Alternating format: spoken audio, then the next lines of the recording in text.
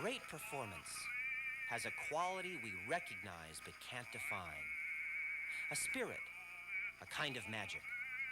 The most important thing that happens in the recording process is trying to preserve that magic. A microphone picks up a performer's vibrations, in a sense, their soul. Think of the microphone as the all-important first link in the chain, the mirror that captures and reflects that magic.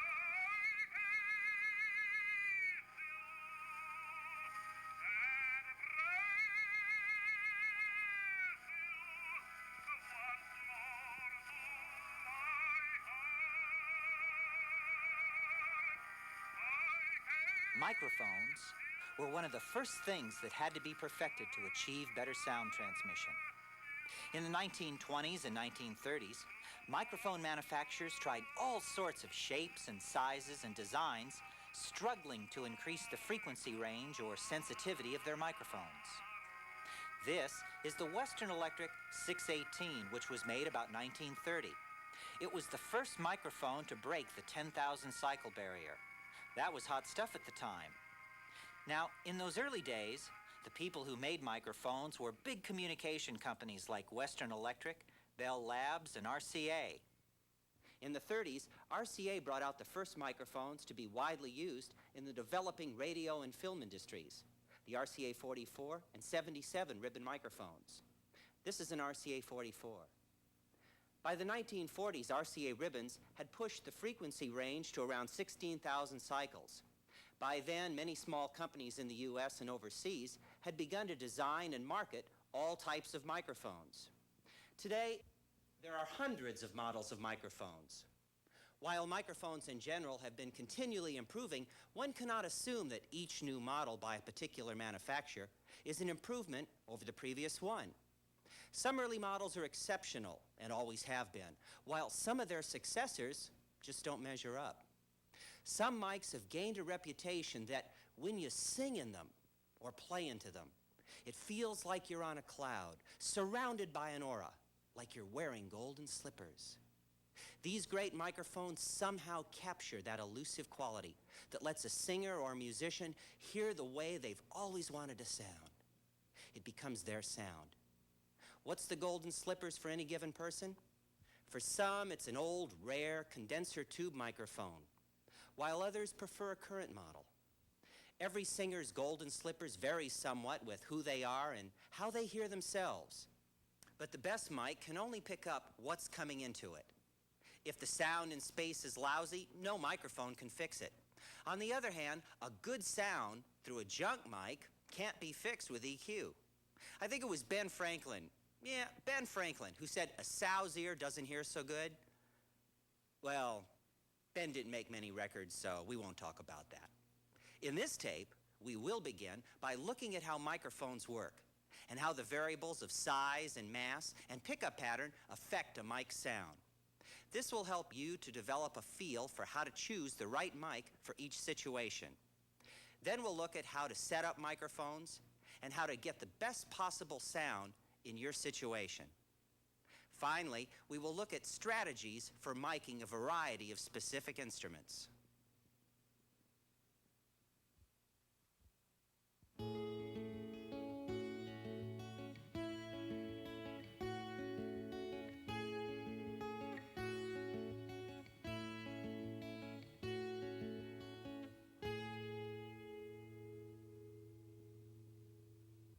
Let's look inside a typical dynamic microphone. Inside is a diaphragm, like the diaphragm inside a human ear. As you can see, it moves freely in response to pressure. Like a weatherman's barometer, the diaphragm responds to slight atmospheric pressure changes on its surface. Obviously, a microphone, like our eardrum, is significantly more sensitive in its ability to pick up slight and rapid atmospheric changes. That's why mics will respond if wind blows across them. In a sense, a microphone is the wizard's wand that captures the wind and holds the magic. Once captured, we can change it, transform it, then relive that magic moment over and over again.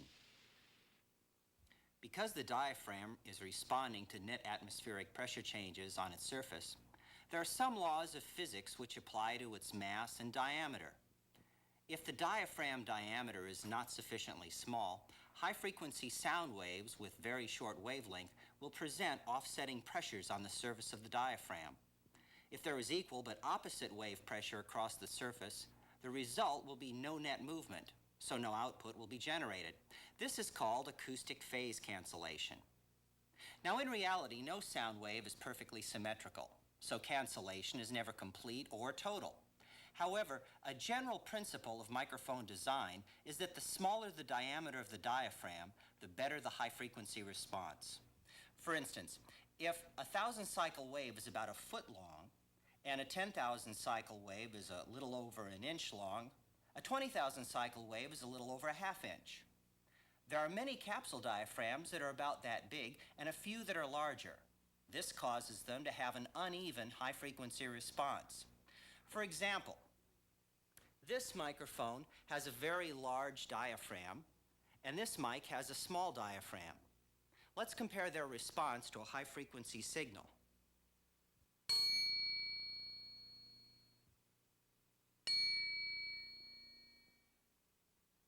As you can hear, the smaller diaphragm has a much better high-frequency response. On the other hand, a little tiny diaphragm will not be that good at low frequency. Since the diaphragm responds to net atmospheric change at any given instant, there will be very little physical movement as the long, low-frequency waves pass by the capsule.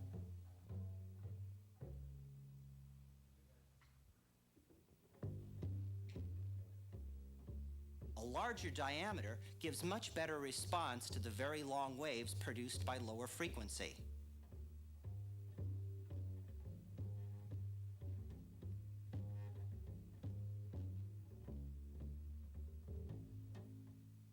So a small diaphragm is generally brighter and more brilliant for recording upper register sounds, and a larger diaphragm is richer for recording low register sounds. The other key variable affecting the performance of a diaphragm is its mass. Heavier diaphragms, or diaphragms attached to a heavy coil, are less able to respond to very quick atmospheric changes. The laws of physics say a larger mass requires more time to get going, and then inertia comes into play, making it harder to slow down and change its direction. This microphone is light and compliant and responds quickly and crisply to the sound of the kick drum.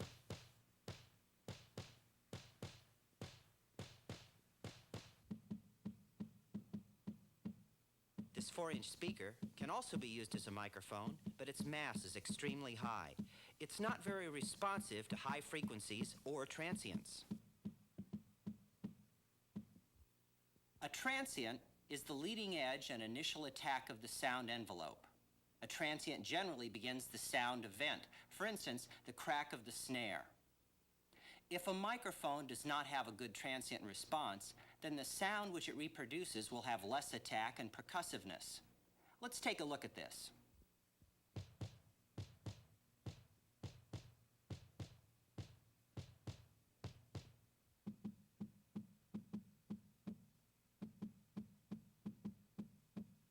The lighter and more compliant the microphone, the better its transient response. Mics with bad transient response will lack clarity no matter how much you boost the treble. Let's review the ways in which the characteristics of the diaphragm affect the sensitivity of the microphone. The diameter of the diaphragm affects frequency response. A small diameter diaphragm will be more sensitive to high frequencies, and a large diameter diaphragm will respond well to low frequencies. The mass, or weight, of the diaphragm affects the speed with which a mic responds to a sound. The lighter the diaphragm, the faster the response.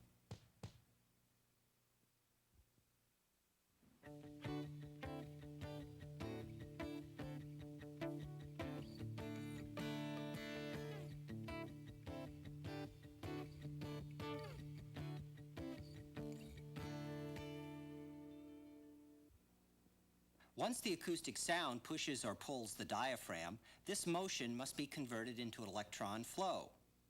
Most microphones use one of two different transducer principles. The first group uses magnets, and generates a signal through the vibration of a conductor in a magnetic field. These include moving coil, ribbon, or regulated phase designs. Moving coil, or dynamic microphones, are designed along the lines of a speaker. A moving coil microphone has a spooled coil connected to its diaphragm, usually at the back. The coil sits inside of a circularly channeled magnet. As the diaphragm moves inward, the coil breaks magnetic lines of force spanning the gap in the magnet, and a current is generated in the winding. When the diaphragm moves outward, the magnetic lines of force are broken from the opposite direction, and the flow of current in the coil is also reversed. The oscillating voltage electrically shadows the acoustic sound. How often the diaphragm changes direction reflects the frequency or pitch. How far the diaphragm travels in a given instant reflects the loudness of the sound and determines how great the output voltage will be during that instant.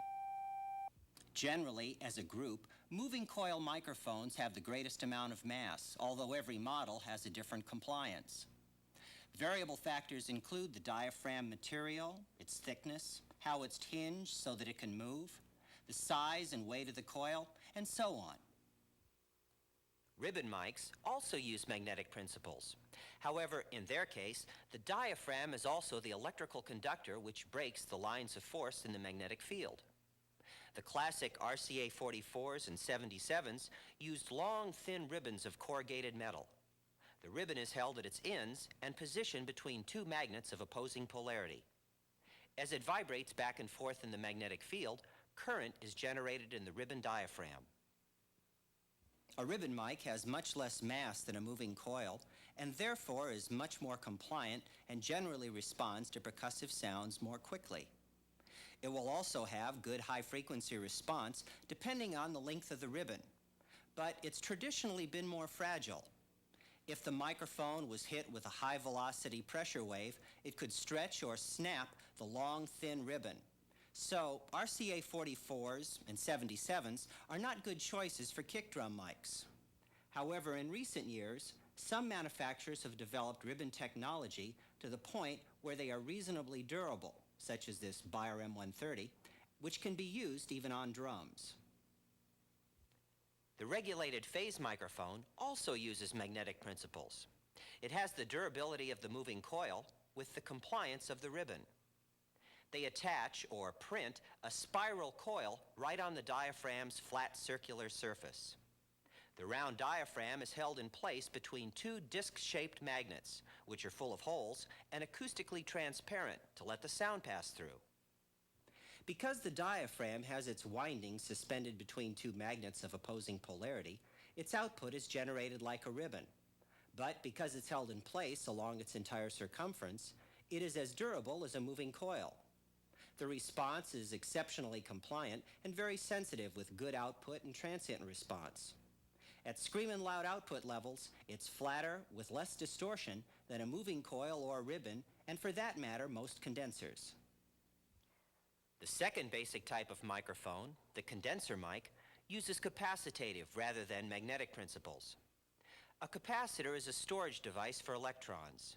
It usually consists of two closely spaced metal plates with a thin insulator or dielectric between them. If the relationships are fixed between the various parts, the amount of storage or charge is also fixed. In a condenser mic, the rear plate is fixed, but the front is a movable diaphragm with a very thin surface coating of metal, usually silver.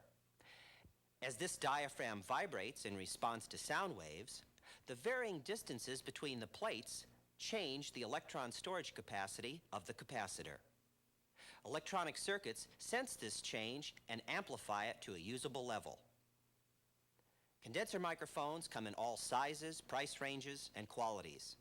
They have traditionally been used mostly in studios, while dynamic microphones have usually been used with PAs. However, over the last few years, more and more condenser mics are built roadworthy.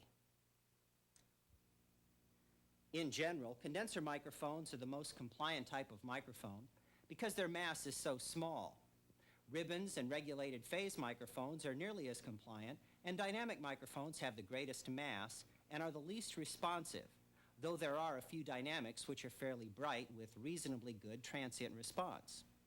One more thing about condenser microphones: unlike magnet-based microphones, they always need a power source and have an internal preamplifier. Even if the capsule has a so-called permanent charge, the mic will still need either an internal battery or an external power supply, commonly called phantom power, to provide power to the preamplifier in the microphone. Phantom power is a way of providing a DC voltage, usually 48 volts, from the console, or a power supply, to the microphone. It uses the same balanced wires that are taking the sound back to the console. The AC audio is going in one direction and the DC in the other at the same time and down the same wires. Phantom power is only used on condenser microphones. In fact, if it's used on magnetic-type microphones, it can make them sound funny and possibly permanently change their characteristics. We've looked at 4 basic types of microphones. All 4 types use a pressure-sensitive diaphragm to cause a fluctuating voltage. In the heavy but durable dynamic microphone, the vibrating diaphragm moves a coil in a magnetic field, creating a fluctuating voltage in the coil. In the light but delicate ribbon microphone, a thin metal ribbon vibrates inside the magnetic field, creating a fluctuating voltage on the ribbon itself. The regulated phase mic combines these 2 approaches with a spiral coil printed right onto the surface of the diaphragm. Finally, in a condenser mic, the movement of the diaphragm causes fluctuations in the storage capacity of a capacitor. Condensers are generally the most compliant of mics, but they do require a power supply and internal amplifier.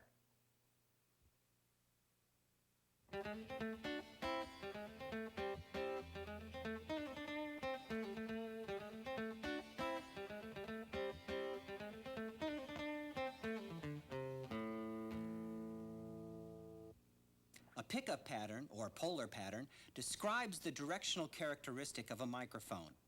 More than anything else, it's the microphone's housing design that determines its directionality. Any of the capsule types can be made to have various directional characteristics. Most mics have only one pattern, but some are selectable or interchangeable. There are 3 basic patterns: omni, figure 8, and cardioid. Now, if you build a box around a diaphragm so that the back of it is not exposed to the environment, then the front of the microphone will respond equally to passing sound waves from all directions. This pattern will be omnidirectional or spherical. Regardless of where the sound is coming from, the microphone will respond to changing atmospheric pressures on the front surface of the diaphragm. As you can hear, the response of this ATM-10 Omni microphone remains fairly constant as it rotates in relation to my voice.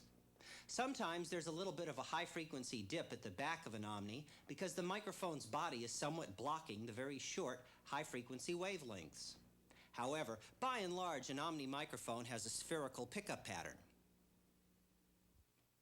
When both sides of the diaphragm are exposed, sound that arrives from the front and back, or on axis, will pick up normally. But sound arriving from either side will create an equal but opposite pressure on the diaphragm, resulting in no net movement, so no output is generated. This describes a bidirectional or figure 8 pattern. When I speak into the front of this bidirectional microphone, you can hear a full response. Now listen to what happens as it rotates.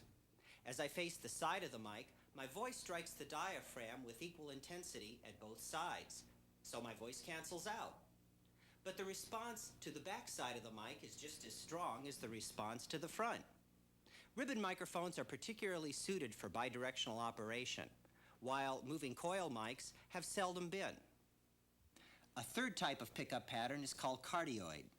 Cardioid mics are directional mics that will, to varying degrees, pick up sound in front of them while rejecting sound coming from behind them.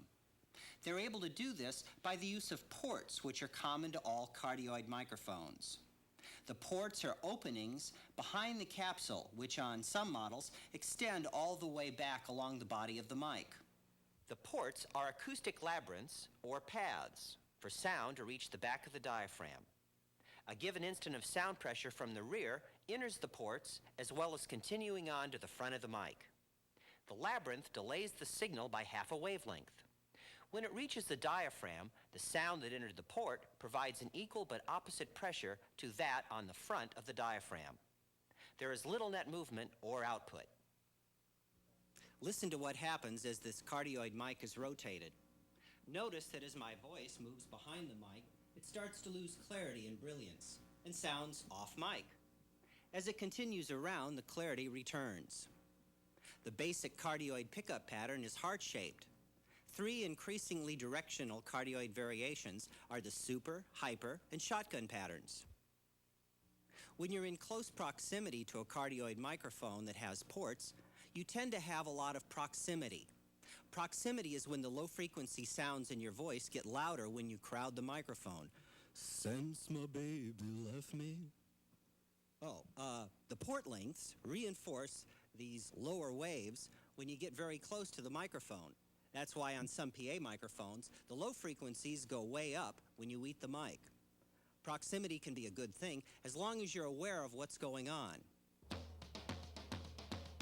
A lot of engineers, including myself, like to use a mic with a fair amount of proximity for recording tom-toms and other drums. Getting the mic right up against the drum tends to give it more power, more bass. Similarly, sticking a mic right up against a guitar amp speaker cone will do the same thing.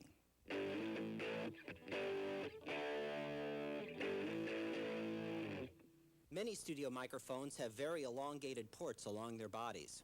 If that type of microphone is not put into its holder correctly, the clip can block the ports and cause the mic to lose pattern performance. I've seen unaware roadies tape up the mic with numbers and block the ports, or somebody holds the mic and blocks the ports with their hands. In either case, the pattern will have changed. So make sure you don't tape up the ports, and if you're going to use a handheld mic, make sure it's one that doesn't have ports along the body. When you're looking at the specs of a cardioid mic, you need to look at more than the on-axis frequency response. You also need to check the off-axis coloration, which describes the frequency response in relationship to the polar patterns of the microphone. In other words, what does the microphone pick up in its off-axis area? We're feeding white noise through this speaker to a cardioid mic.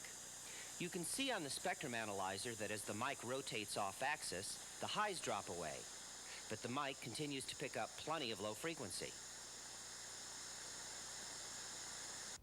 Many cardioid microphones are directional at high frequency, but relatively non-directional at low frequencies, so you're likely to pick up tons of low-frequency rumble from everywhere.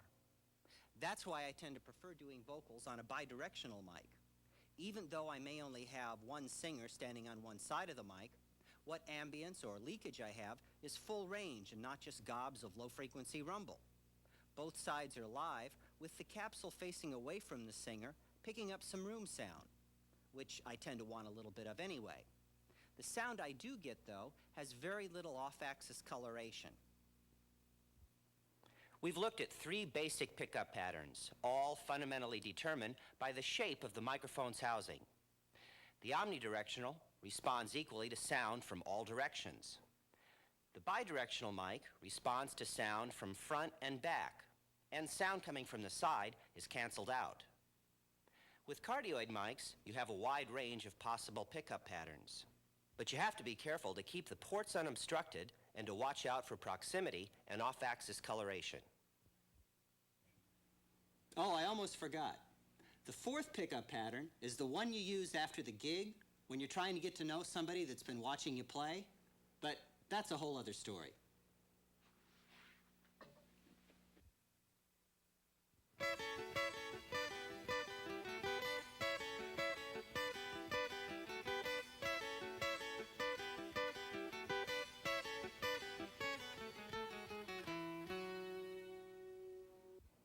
There are 2 additional factors we need to consider, which become especially important as soon as we start using more than one microphone. These factors are polarity and comb filtering. Now, both involve a phenomenon called phase cancellation. At its most practical, polarity has to do with how the mic leads are soldered to the connectors. Normally, a positive going acoustic event should generate a positive going electrical pulse. But by taking the wires coming out of the capsule and reversing them at the connector, a positive acoustic event will now create a negative going electrical pulse. The capsule is now out of phase by 180 degrees, and its polarity has been reversed compared to the acoustic event. It is essential to know that the polarity of all your mics is correct and the same.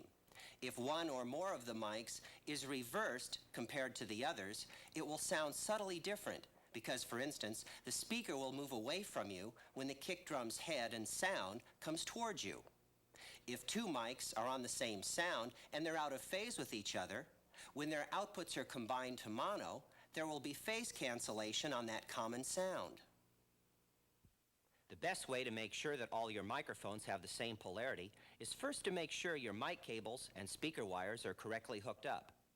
Then plug in one cardioid or omni microphone and hold it in front of a kick drum. As you hit the drum, watch the speaker reproduce it and see if it goes in or out. If the phase of the speaker is right, it should move outward. Then make that mic the standard for comparison to all the others you have. Now sit at the board, mute the speakers, and put on headphones. Plug the standard microphone into an input and raise the output so you can hear it right between your ears when you talk into it. Hello, hello, hello, test. There we go. Then mute that microphone, but don't change the levels. Now in another channel, plug in and raise one of the other microphones so that it sounds identical to the level of the first.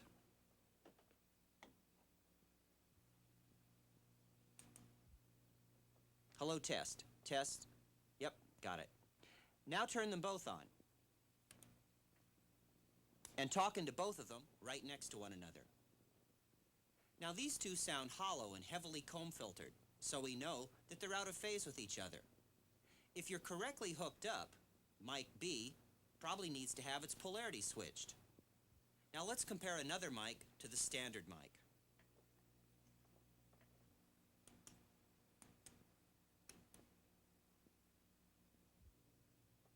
Here's mic C by itself. Now let's turn on the comparison mic.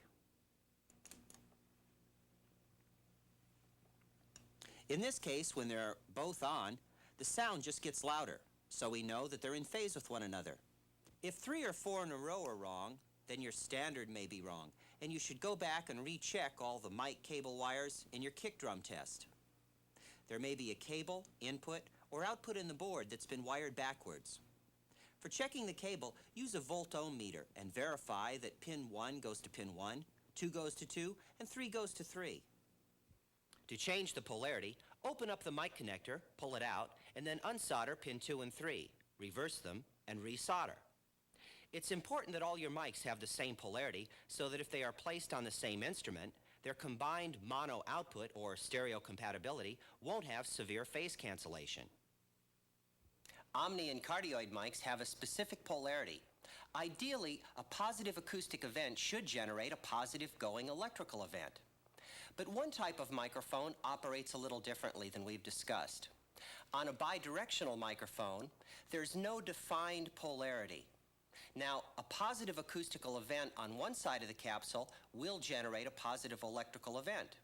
But the same positive acoustical event heard by the other side of the capsule will push the diaphragm in the opposite direction, creating a negative electrical pulse.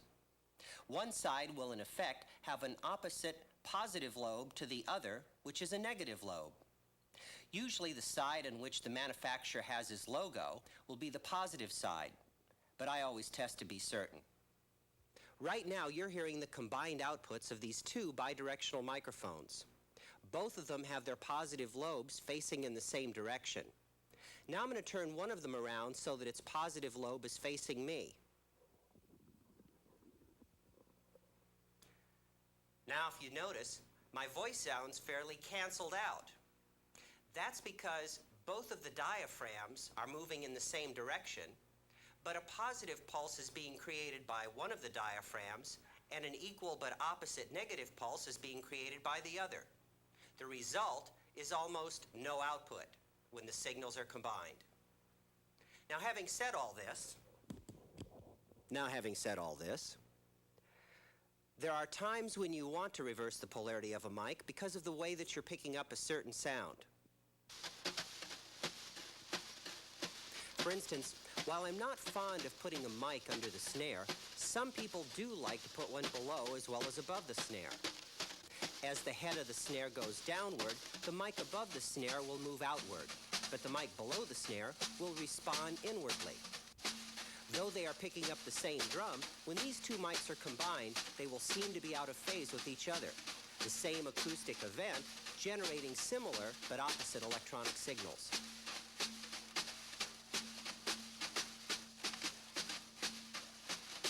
In this case, you might get a better combined sound by reversing the polarity of the bottom microphone. Many boards have phase reversal switches. If your board doesn't, make a short cable or small box that reverses pin 2 and 3 on one end. Be sure to label that cord as being out of phase so that you don't trap yourself sometime by accidentally using it. Sometimes when you're doubling the same part in an overdub, a different texture can be created by reversing the polarity on the mic. The result can be a little richer because it is ever so slightly different from the original. Now, we've just seen that cancellation can be caused by combining signals of different polarity. Cancellation can also occur when a direct signal is combined with a delayed or reflected signal.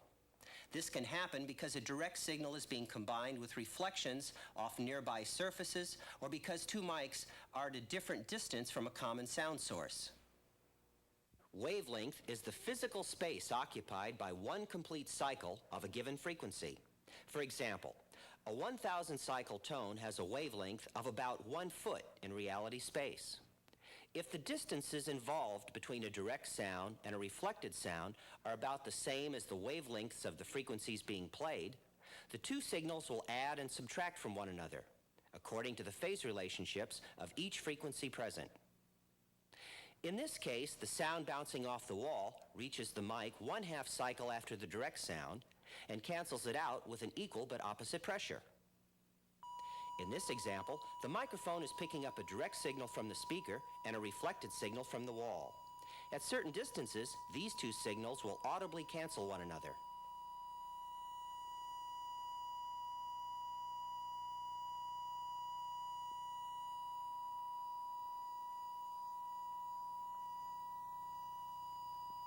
Phase cancellation will be greatest when the delayed signal is half a wavelength after the undelayed signal.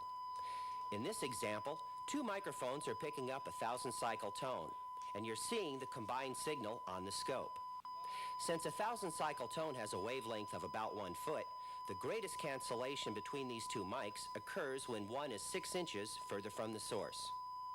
Cancellation of a lesser degree occurs at 1.5 wavelengths of delay, 2.5, and so on, each cancellation creating a dip in the frequency response. This is called comb filtering, because a group of narrow notches form what appears to be a comb in an otherwise flat response curve. Now, not all reflections are bad. Medium reflection times in the Haas zone, 10 to 45 milliseconds, will usually enhance the sound. But if a microphone is placed in a particularly bad spot, which picks up a variety of very short delays, anywhere from 1/10 of a millisecond to 10 milliseconds, it might start sounding filtered and hollow. The shorter the delay, the higher the beginning frequency of cancellation.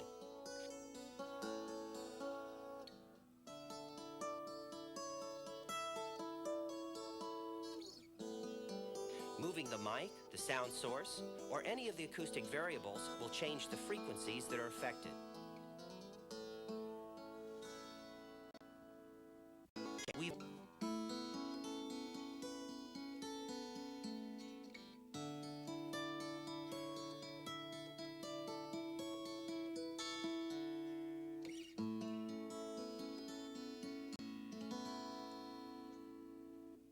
It's unavoidable and happens all the time. It can enhance the sound or destroy it depending on all the variable specifics such as distance, type of mic and patterns, the instruments, and all the acoustical space variables and reflections. If the sound source moves, such as a cymbal when it's struck, the distance between the mics and the cymbal change. This causes the frequency of cancellation to sweep with the swaying cymbal and creates acoustic comb filtering.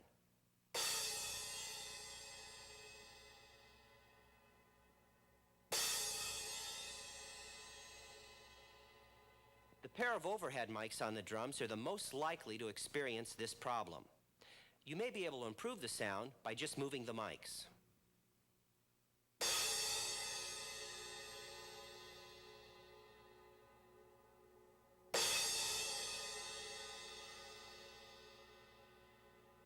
Now, if you have a lot of reflective surfaces around the microphones, the problem is more apparent and severe.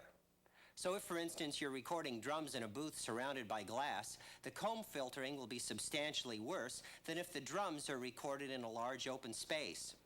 Usually, I like to set up the drums in the middle of the studio, and I put the guitar amp in the drum booth. I find most people who design drum booths never played drums. Sweeping phase cancellation is difficult to hear in stereo, but it's more obvious in mono. It's quite a nasty surprise to mix down and go to master, only to discover that there's flanging on the cymbals and that the mix is not monophonically compatible. Once it's on tape, it can't be fixed, so check it before you put it on down.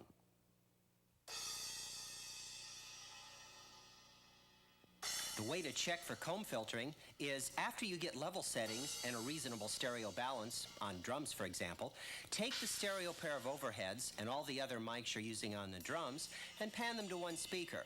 In other words, listen to everything in mono. Then have the drummer hit all the cymbals and drums. If you hear comb filtering in the overheads or any of the other microphones, move one or the other of the overhead mics an inch or two and try it again.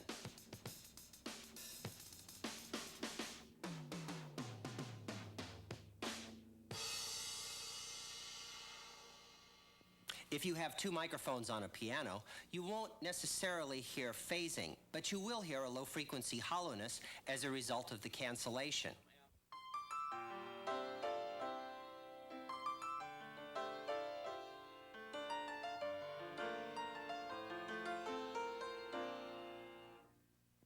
Occasionally on a given instrument, any pair of mics might sound better electrically out of phase with each other. The acid test is how they combine in mono.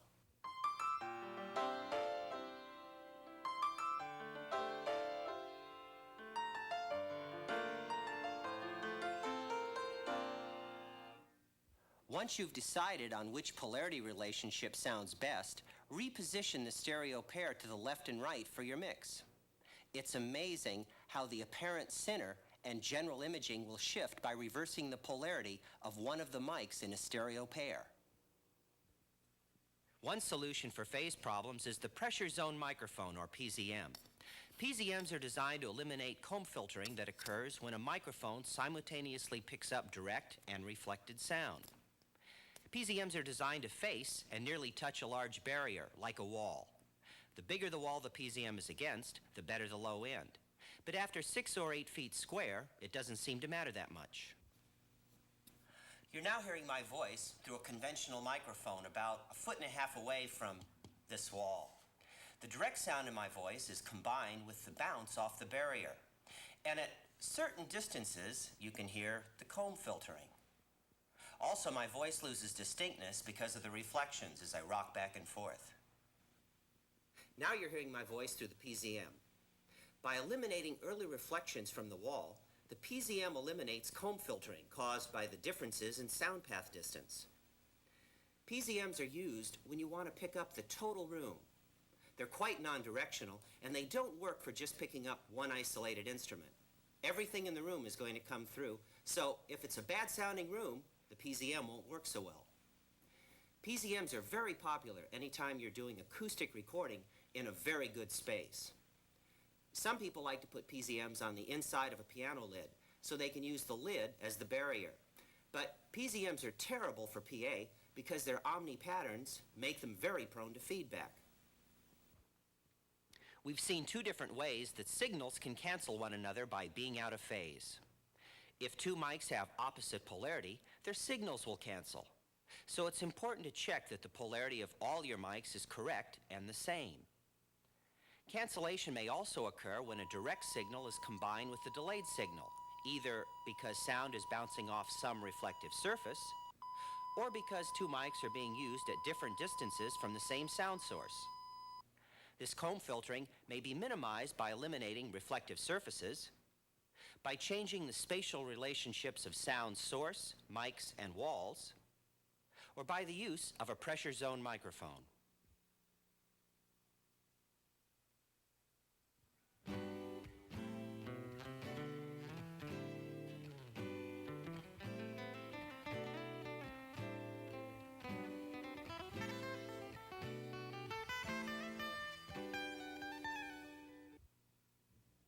The purpose of stereo miking is to pick up sound from 2 points in space just as your ears do. This is done by recording from 2 slightly different perspectives using 2 identical microphones spaced slightly apart. One common approach is to pick up the stereo information by using 2 microphones angled toward one another and nearly touching. The capsules face the sound at an angle somewhere between 90 and 140 degrees. This is called XY recording. The stereo image is created by the slight difference in intensity and phase between the 2 microphones. Classical recordings are often done this way. The advantage is that when the 2 capsules are so close together, there's very little phase cancellation due to the time delay caused by the distance between the 2 microphones. This kind of recording sounds very real on headphones because the distance between our ears and the distance between the mics is almost the same. When the speakers are spread out, however, the distance between the recording mics is not enough for the playback to be stereophonically dramatic. You can also put a couple of bidirectional microphones on top of one another so that both of their positive lobes are at a 45-degree angle to the sound source, and their negative lobes are facing the rear of the hall to pick up primary reflections. This technique gives a good stereo recording, and many people like this unique placement. This approach is called stereosonic recording. For pop music, most people want a bigger-than-life sound. So most stereo pairs for rock and roll are placed a few feet apart, depending on what instruments are being recorded and how wide you want the stereo separation to be. On a pair of drum overheads, the distance may be 3 or 4 feet between the mics. This kind of separation is called A-B recording, and it gives an expanded stereo impression on separated hi-fi speakers found in most living rooms and cars. On the other hand, on headphones, it makes the sound seem to center at the top of your head. The headphones are trying to tell your ears and brain that your head is 3 feet wide. The fourth way that stereo miking is done is the MS, or mid-side technique. There are mics specifically designed for MS recording, such as this Fostex M22, but most stereo microphones which have selectable patterns and a rotatable head can also be used. The mid-side technique utilizes a cardioid mic facing the sound source and a bidirectional mic at right angles to the sound source. In-phase information from the bidirectional mic is combined with the signal from the cardioid mic to create one stereo channel.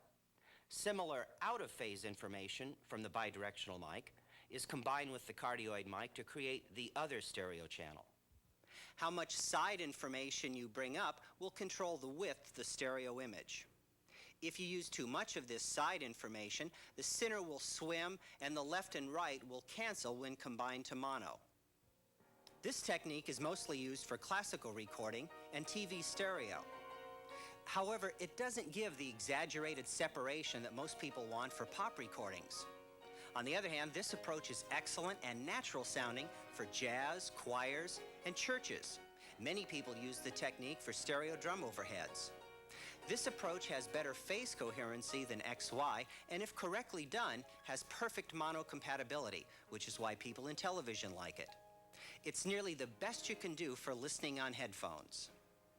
The absolute best way for making a recording for listening on headphones is to use a dummy head, or get a dummy to let you use his head, and you put lapel microphones in the ears. Or use a dummy head stereo microphone system, such as this one made by Sennheiser. When you listen on headphones to something that's recorded this way, you're definitely there. We've looked at 4 basic approaches to stereo miking. XY for a naturalistic stereo effect, the stereosonic approach using two bidirectional mics, the AB technique for dramatic stereo separation, and finally, the mid-side technique using cardioid and bidirectional mics in combination. The approach you choose will depend on the kind of music you're recording and, of course, your personal taste.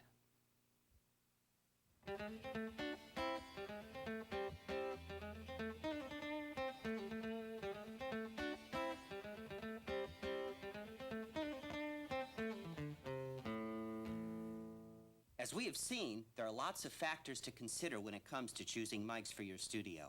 How does it respond to highs, to lows, to transients? Is it delicate or durable? Does it need a power supply? The importance of each of these answers will depend on how you plan to use a particular mic. Spec sheets can help, but listening is the ultimate test. If you're a singer, for example, the best way to choose your golden slippers is to take a tape of a song you know well to a music store and actually record yourself singing along to the track. Try different microphones until you find the one you like best. You can't tell how well a microphone will perform for recording until you actually record with it and then listen to a playback. It's not like a PA microphone where you can stand in front of the stack and hear what's coming out. Of course, a great vocal mic won't necessarily be great for everything, but it will probably be good for most acoustic work, such as piano, guitar, violins. There are microphones which are not very good for vocals, that are great on drums, for instance. When looking for a microphone, remember that many microphones physically look the same, but actually sound quite dissimilar. For instance, this microphone is much richer and fuller, as opposed to this microphone, which is a more bright and a little bit thinner, more tinny sounding. That's because there's differences in electronics. The acoustic design of the capsules are different. There's differences in the nature of the housing. Now, if you need a lot of mics for live performance, there are many that can be used for both performing and recording. But generally, recording microphones are brighter and don't work as well for live performance because they are prone to feedback. They're too sensitive for close-range vocals and will pop on S's and T's and P's, for instance. So you'll probably have to buy at least a couple of good microphones to be used primarily for recording. Maybe one pair, and then add a single mic here and there. If you're not recording live drums, you'll probably never need more than 2 or 3 mics for most sessions. If you are, you'll want at least a pair of bright microphones for your drum overheads and another for the hi-hat. You'll need a good vocal mic, and then 4 or 5 other mics for drums. The drum overhead mics will probably also serve well for acoustic guitar, piano, mixed percussion. Included with this tape is a chart that shows some of my usual choices for specific applications, but you have to decide what sounds best for your particular sound. Now that you've selected your mics, let's talk about some accessory devices. The first of these is the microphone pad. Most microphones are designed so they can generate a very wide range of output before distortion, and generally wider than the dynamic range of most microphone preamps. Sometimes a mic will put out so much signal that the preamp can't be turned down far enough, and the signal from the mic continues to overload the mic preamp. The solution is a microphone pad. A microphone pad introduces a loss to the signal by dropping the microphone's output before it goes into the preamp. Whether or not you use a pad depends on what you're recording, the gain of the preamp, and the output level of the microphone. For a violin or wind chimes, you probably wouldn't use a pad, but for a drum or trumpet, you probably would. Now, many boards have an internal switchable pad, but if your board doesn't, get a few inline pads. These are cigar-shaped tubes with microphone connectors at both ends. You connect them between the microphone cable and the input of the board. You can also get some that are switchable. These, for instance, have 5, 10, and up to 50 dB of switchable pad. Now, condenser microphones also have pads that go between the capsule and the internal preamp to prevent the overload of the mic's built-in amplifier. Once you've got your mics, you'll need some way to keep them where you want them. The stand is what holds the microphone in position. Be sure to stay away from overly cheap stands. You need ones with good stability. Always give the stand a shake and listen for any rattles. Now, a lot of stands exhibit mechanical sympathetic vibration to foot tapping, bass, or kick drum, for instance. And the fittings, well, the fittings will loosen, so you should always go through and tighten up the bolts and nuts and wobbly wheels so there are no rattles, or otherwise, when you mic a set of drums, the sympathetic rattles in the stand will be picked up by the mic. Now, most mics have some type of internal shock mount to minimize handling noise and stand vibration, but most can also be improved by an external shock mount. The best of them looks like this one, where there are two rings of elastic spider web with the mic suspended in the center of the two webs. However, hardly any of the commercially available shock mounts will stop low-frequency rumble or shock vibration, for instance, foot tapping. The best way to isolate the microphone and stand is to use a block of mattress-type closed-cell foam rubber, about 2 or 3 feet square and maybe a foot or so thick. Just flop it down on the floor and put the stand up in the middle of the rubber. That way you have a foot of rubber between the stand and any vibration in the floor. Sandbag the base if the stand seems precarious. The foam can do double duty as an isolation wall between two instruments, and as most musicians will tell you, it's a great place to crash if you can't make it home some night. Now, the quieter the sound that you're recording, the more critical it becomes to isolate the microphones. Some people, in fact, hang their drum mics from the ceiling to prevent vibration. And yes, if the ceiling moves, a certain amount of vibration will go down the cords. Another thing, many times the transient response is hurt by a windscreen on a PA-type vocal mic. If you're only buying one microphone to be used for both PA and recording, get one that allows you to remove the windscreen. Like this. Take it off for recording and leave it on when you're using it for PA. Manufacturers usually claim that the windscreen doesn't affect the sound, but I've never found that to be true. While recording, you shouldn't have to worry about popping P's or T's, since you should be working farther away from the microphone. When you get further away, you don't have a problem with either of those. Sometimes raising or tipping the microphone away from the direct axis of the sound will also minimize the percussive S's and T's sounds. For instance,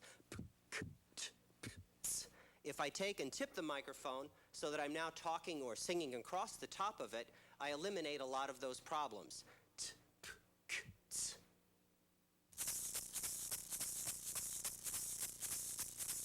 Sometimes a mic will sound like it's being popped or blown into just because the sound close to the mic is so percussive, like a shaker or a pair of maracas, which have such a high pressure transient that moving them back and forth close to the mic will make it sound as though it's being hit. Just pull the mic back from the instrument a bit, or vice versa.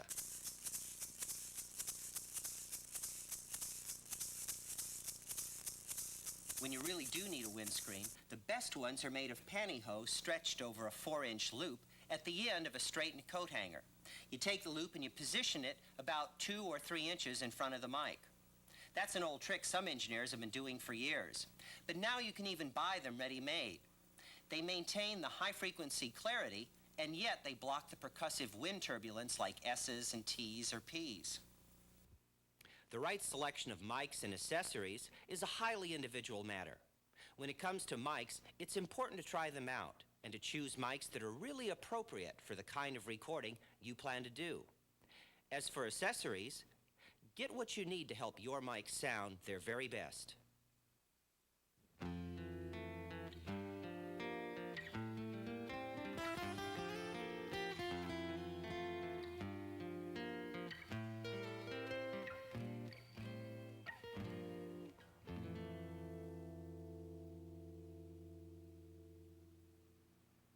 Is this the shot for the Rolling Stone interview? Yes. Oh, okay.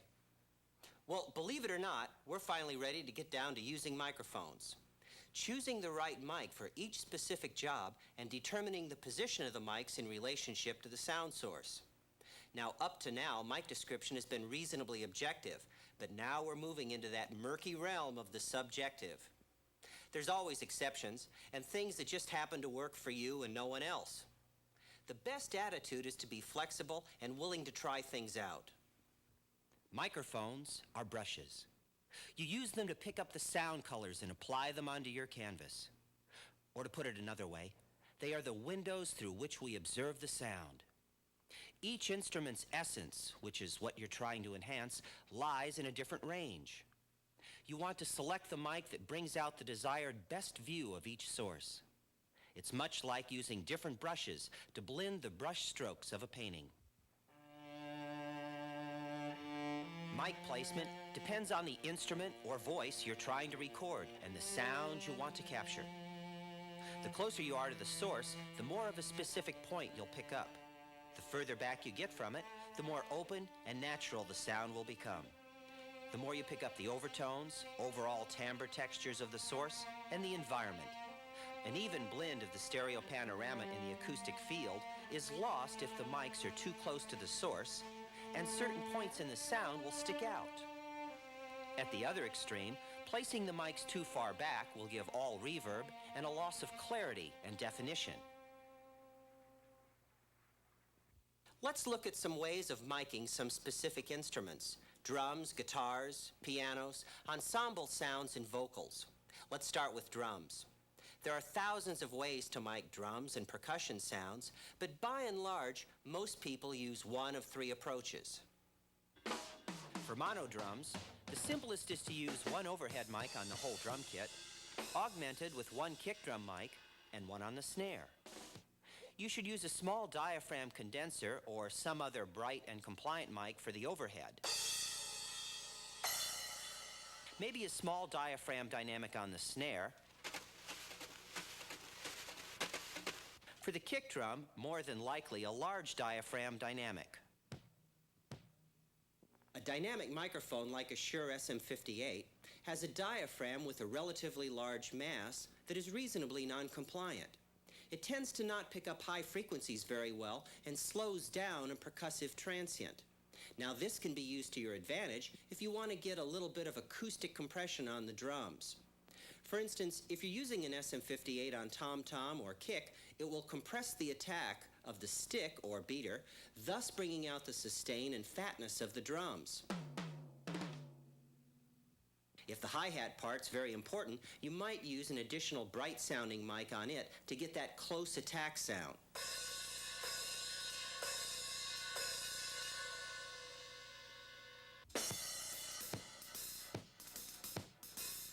Another way to get a good drum sound would be to put one on the kick, one on the snare, an additional microphone on the hi-hat, and a pair of overheads.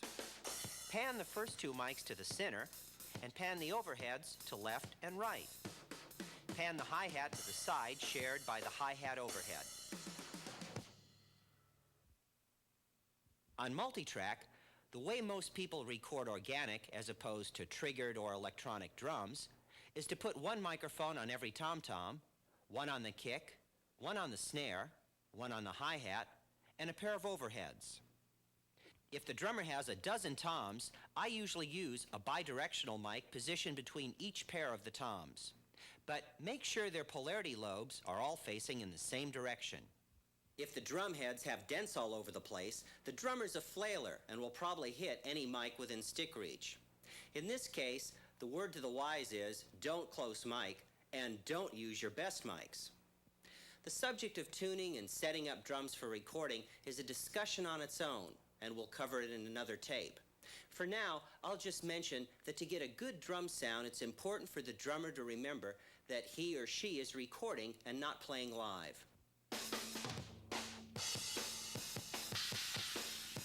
Guys who play live hit the drums hard, but they hit the cymbals even harder. Drummers who record have to hit the drums hard and the cymbals much lighter, or else all the microphones pick up is cymbal wash, which clouds everything.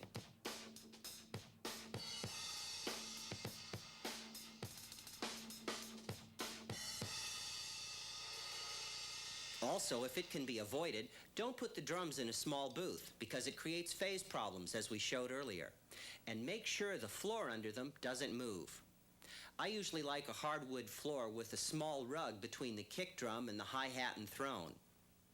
Basically, a great drum sound starts with a great sounding set of drums and a drummer that can play them well. If they say the drums sound like cardboard boxes, go and take a listen. Maybe they really do. A lot of acoustic guitars have pickups, and many people will use them for recording. It will sound like an electric acoustic, and that's fine if that's what you want, but it's not really an acoustic sound. To get a good acoustic guitar sound, you first need a decent sounding guitar, new strings, someone who can tune it up, and of course, someone who can play it well. I always set the player up on a hardwood floor or put down plywood over the carpet between the player and the mics.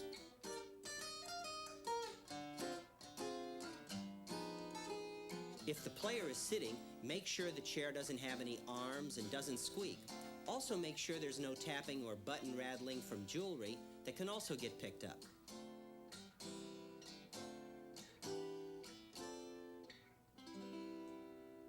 If you're recording a mono track like basic rhythm guitar, one microphone will probably do.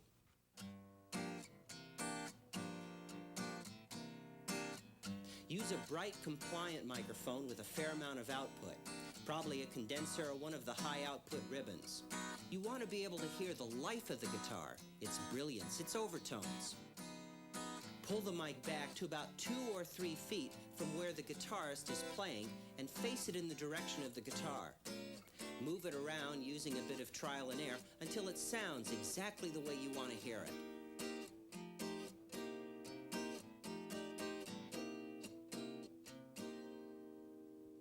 Some people combine a near mic with a distant one to create a certain amount of acoustic interaction.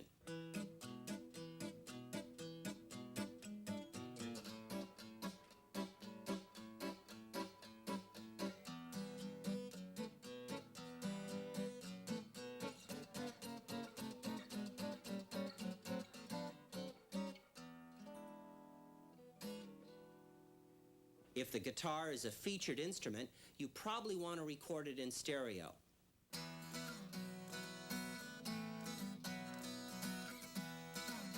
Have the pair about 2.5 to 3 feet away and separated by 3 or 4 feet. Keep in mind that the focus of the sound comes from a specific area of the instrument, but it's the entire body that radiates overtones, harmonics, and timbre. The instrument needs to interact with a compatible acoustic environment. In other words, a good room.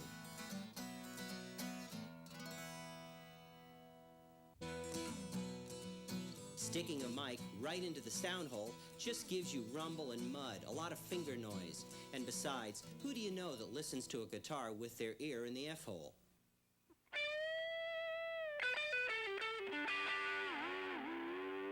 For electric guitar amps, the mic should be back 1 to 3 feet. Often I put a reflective surface on the floor between the amp and the microphone so that I get some short, early reflections off the floor that enrich the overall sound. Usually I prefer to put the amp on a large rubber block so the mics are in direct line with the speakers, about a foot or so off the floor. Also, the guitar amp is physically decoupled from the studio. If you want a closer sound, pull the mics in.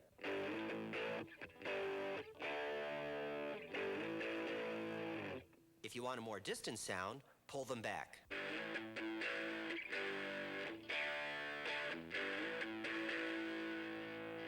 When it comes to electric guitar string noise, many players love those sounds as their fingers scrape along the strings. It gives the impression that the guitar is at a screaming loud feedback level, and that flames are leaping off the player's fingers.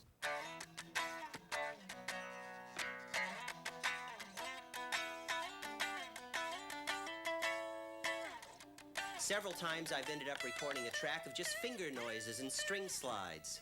Later I blend in as much of that as I want.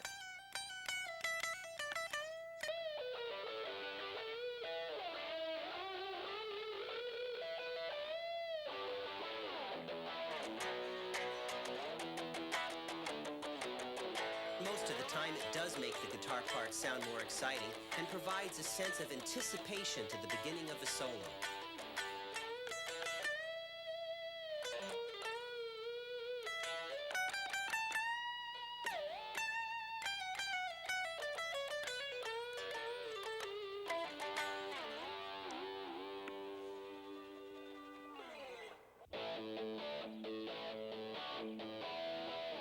One more variation is to run a Rockman into a small powered speaker and mic the speaker. If you need feedback, put the small speaker on a stool right next to where you're seated, so that the speaker blasts right into the pickups. This way you can get pickup feedback and big amp sustain without shaking the building apart. You can either mic the little speaker or run out of the Rockman direct and just use the speaker for feedback.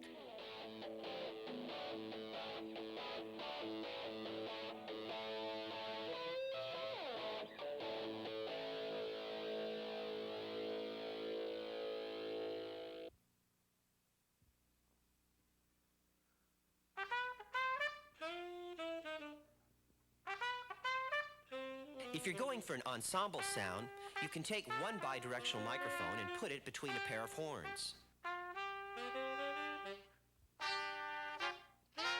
Or put a wide cardioid in front of 3 horns of the same type and voicing.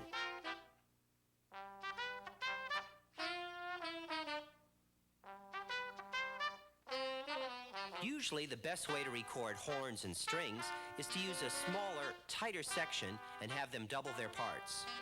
This means playing and recording the same chart 2 or 3 times on different tracks.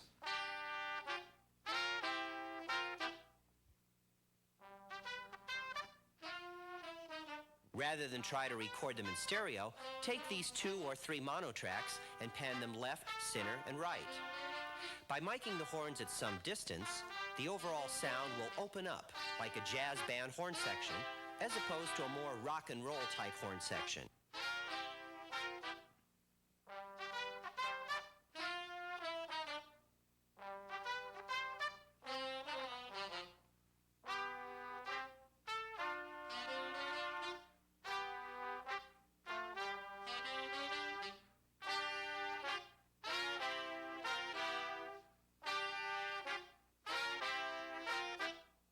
Rock and roll horns usually use close miking, close to the point of being stuck right in the bell of the horn.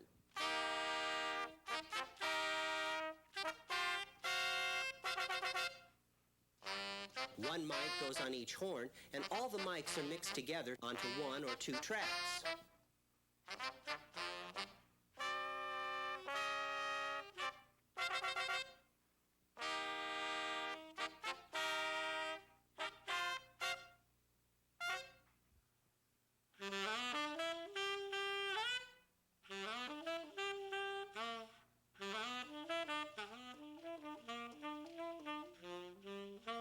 If you're going for a solo sound on sax, flute, or trumpet, I would pull the microphone back and open it up a little bit.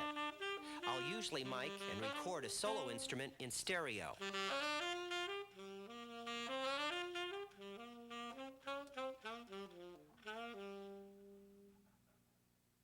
Usually you'll use a fairly bright microphone, but the lower the horn or string range, the bigger the diaphragm should be.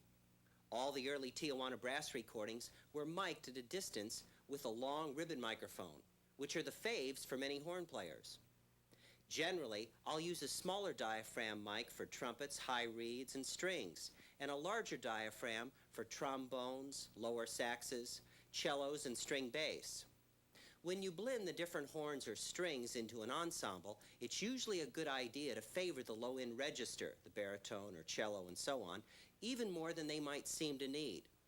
Otherwise, when the strings or horns are balanced in with the final mix, the low voicing will seem to flatten out and tend to get lost in the mix.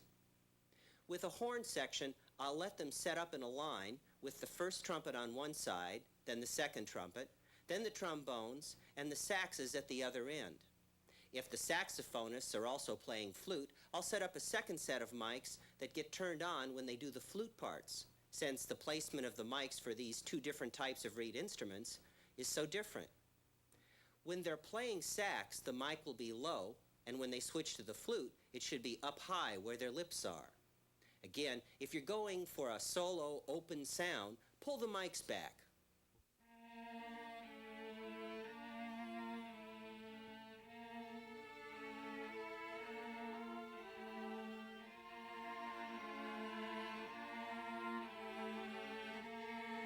violins, violas, cellos, and string basses, trying to get them to sound good with close miking rarely works. And besides that, they'll keep hitting the mics with their bows. Most of the time, you'll pull the string mics back to get an open, full sound.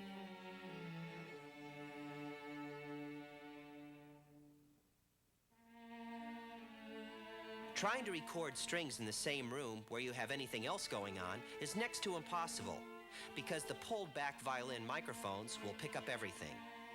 They need to be in a live and open space. In a dead room, not only will they sound bad, but the players will hate it.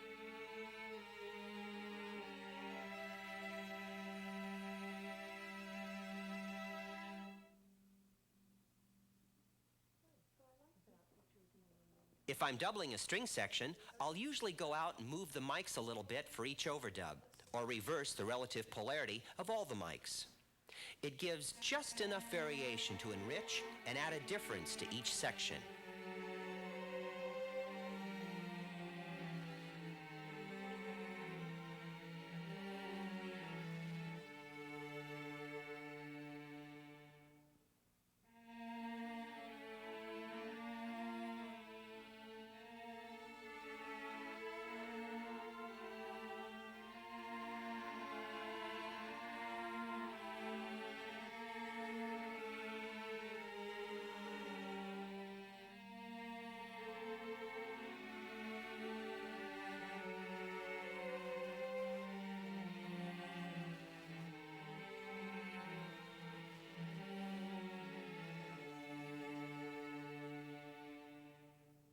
For an electric sound on violins, I would definitely not use a contact mic.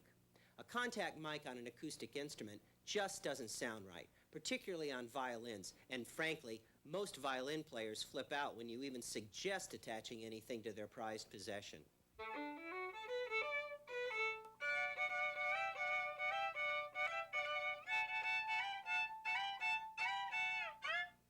Instead, I'll put a mic on the instrument and plug the mic into a guitar amp, which is in the vocal booth or isolation room.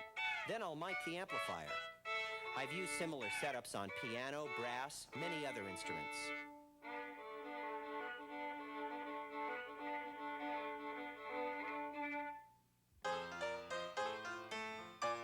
With a grand piano, I generally pull the lid off for pop or rock recordings. If you don't take the lid off, the sound hits the lid and then bounces right back into the microphones. The lid on the piano was mostly designed to project the sound into a concert hall. But for recording, you want the sound to go out and then go away.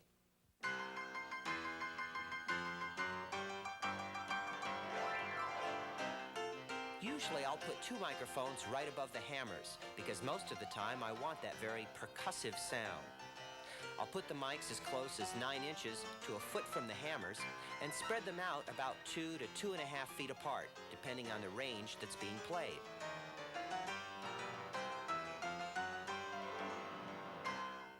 If you want to sound less percussive, then raise the microphones.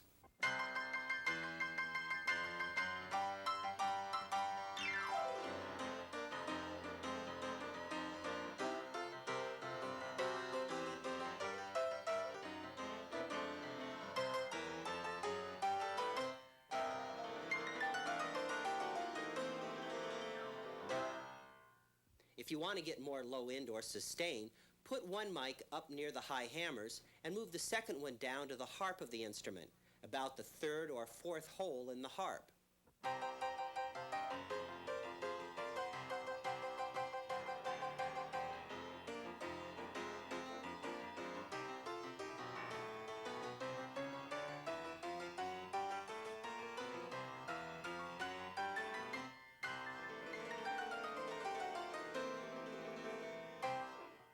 For most piano recordings, you want to go with very bright, compliant microphones. Contact mics just don't work that well on acoustic pianos. But for a little bit different sound, a lot of people have good results with PZM mics attached to the inside of the open lid.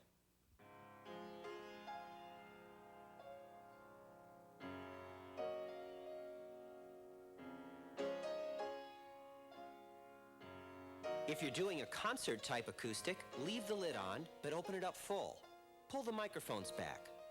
To decide which stereo setup to use, A, B, X, Y, or mid-side, refer back to the earlier section of this video. I prefer the AB approach using two omnidirectional microphones, one to the back of the piano, one at about 30 degrees angle to the keyboard and facing the piano's opening. Both mics should be about 10 feet from the instrument.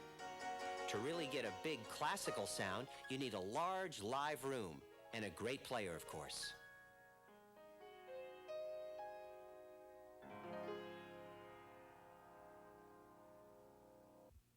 We've seen that each instrument requires a different miking approach, but there are some general principles that apply to all situations.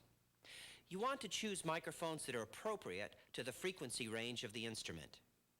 And generally, you will want to choose a placement that's far enough from the instrument to bring out the overall texture of the instrument and the response of its reverberant environment.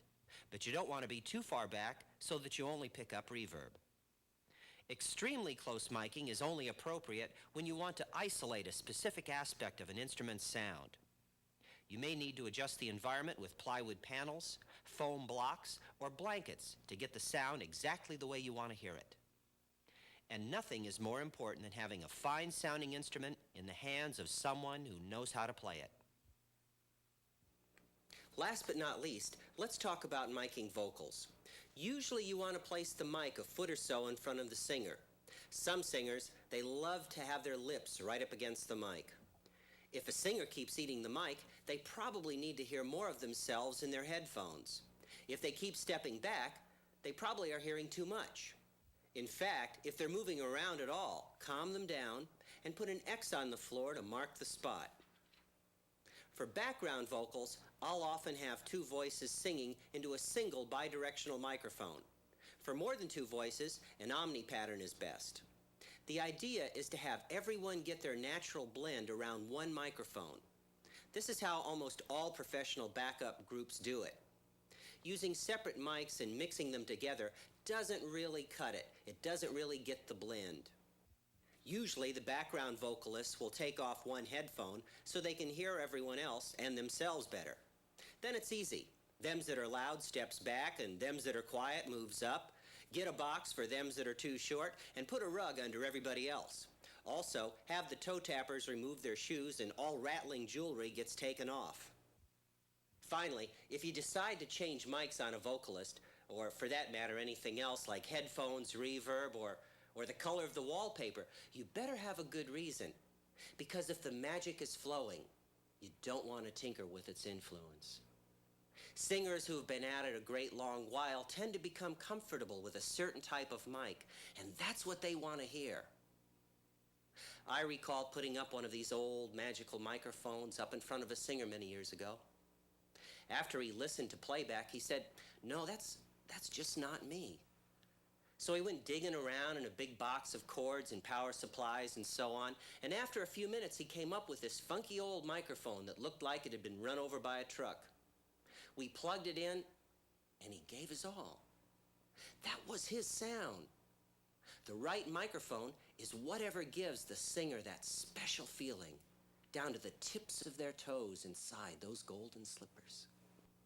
To come full circle, every microphone is unique. Each of them has a certain sound that makes the best choice on a given day. And all are only as good as the sound that enters them.